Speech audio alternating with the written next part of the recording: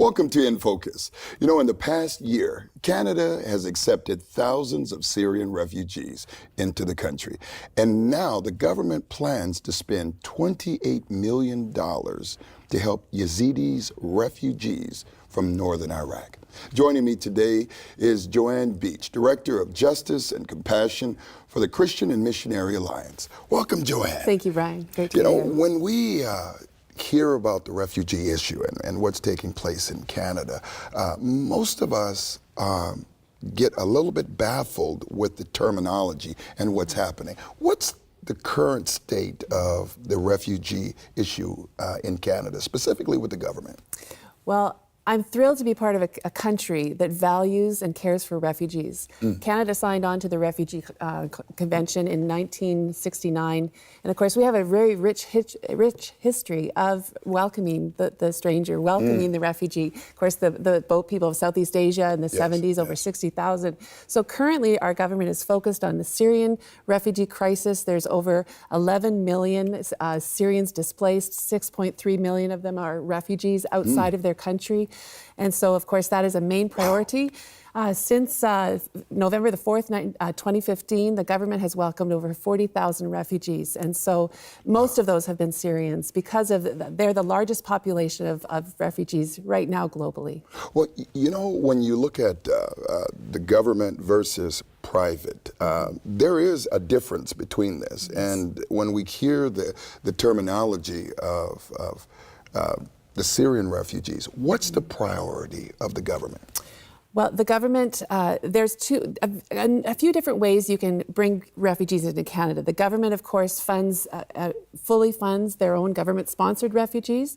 But Canada is one of the unique countries that has a program called the Private Sponsorship of Refugees Program. Okay. One of the few countries in the world that allows a sponsoring group to name or identify a family or a refugee that they would love to sponsor to bring to Canada and help resettle. That's a unique program. That is a unique program. How does a person get involved in something like that? Well, Canada has identified over 100 sponsorship agreement holders. They're approved by the government, and those sponsorship agreement holders are organizations usually or churches.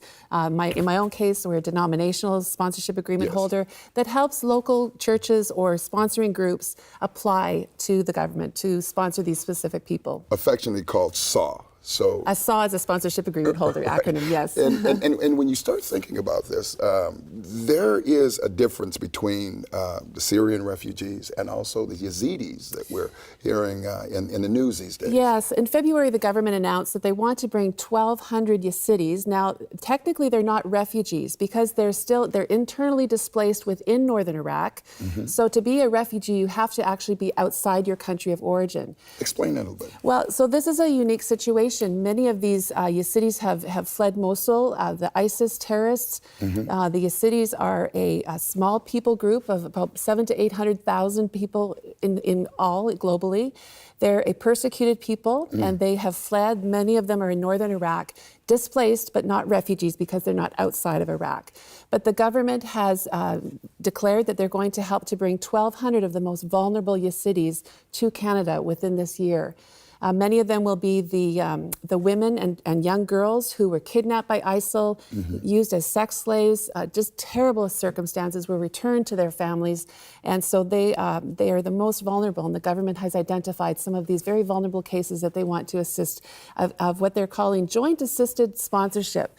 So the government will identify these families. They're looking for private sponsorship groups here in Canada who would come alongside a government-funded sponsorship, but come around relationally.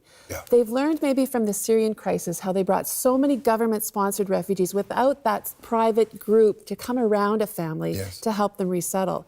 So this is sort of a hybrid model, and it's unique because they're not refugees, they're internally displaced. And because of that, and many of these were sex slaves with ISIL, and they were really abused. These women would have been stoned or even killed. So they're coming to Canada, and there's a different complexity with them. What is the church doing right now? Yes, we're looking to see churches come alongside these sponsorship opportunities. The JASS situations, the Joint Assisted Sponsorship, all these acronyms, they're unique that they're probably going to be a 2-year commitment because of the deep trauma that many of these women have faced.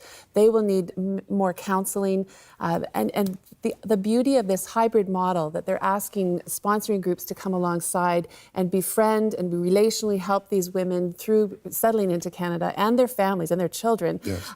It will be beautiful because you've got that relational component that will help them. Joanne, you, with a small team of individuals, have been able to really go globally, and you're visiting a lot of countries. Now, how do we bring this home and bring it in focus?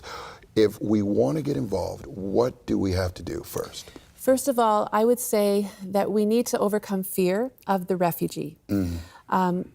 Nurture compassion. Pray for these people who've lost so much, even in the Syrian situation. Most of them were like us. Job, car, school, family, work. They've lost everything. And so just develop a compassion for them and pray for them. They're just looking to start over and build new hope and build a life for their children. What's the second thing that we have to do?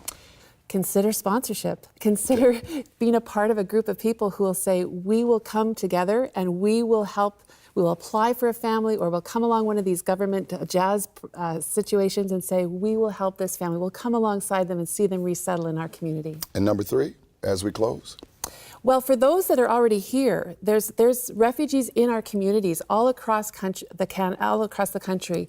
And I would say for you, for our viewers, look in your own community. Who are those sponsors, those refugees who you could come alongside and befriend, have them over for a meal or take them for coffee, get to know their story.